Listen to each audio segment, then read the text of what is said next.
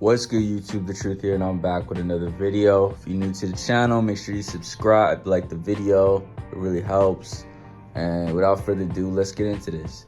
So for today, man, I don't know if y'all heard, but the news came out that Danny Garcia will be fighting Lara for the 160 title. Now, here's where the bullshit comes in. It's going to be a catch weight of 155.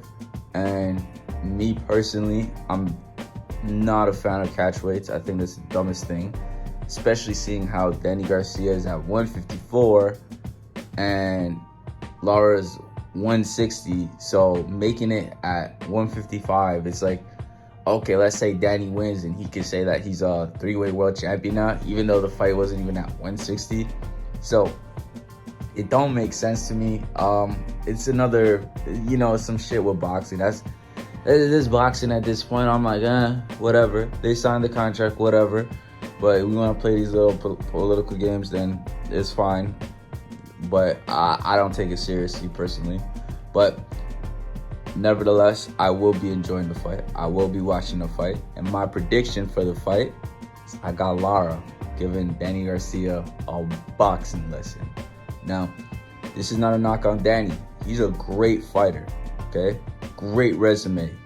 Peaked at 140. 147, he did what he could, but let's be honest, he lost to the best. He gave him good fights. He gave him close fights. And he moved up to 154. He beat a 147-pounder in Jose Benavidez. So it's like, he's not really proving at 154 either, okay? And you're facing a 160 guy who is pretty comfortable going to 154, I believe. That's why he picked 155. And that dude has a ton of experience. Now, I know Danny has a lot of experience too. He's been through some wars. He's been through some tough fights. The resume is amazing. If you see all the names, Earl Spence, Thurman, Sean Porter, Amir Khan, like, the resume is amazing. It's a great resume. But I just believe he struggles with movers, and I believe he struggles with boxers. If you want to fact check that, you can go look at his fight against Lamont Peterson, who is not really known as like a boxer, but he was like, he was doing the Ali shuffle. He was bouncing around, and a lot of people thought it was a controversial decision. Not too mad at it, because Danny Garcia, we got to get the ball moving. He got to fight some champions. So, no one really was a big Lamont Peterson fan. So I guess they just, they did what boxing does. They just sweep it under the rug.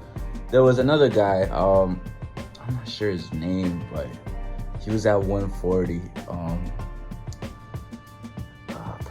want to say Pereira. I'm not sure what his name is, but there's another fight where people were saying he lost and he was getting outboxed. So that's another situation. Got outboxed by Spence, who's not even known as the greatest boxer, but he's good, but he's not the best boxer.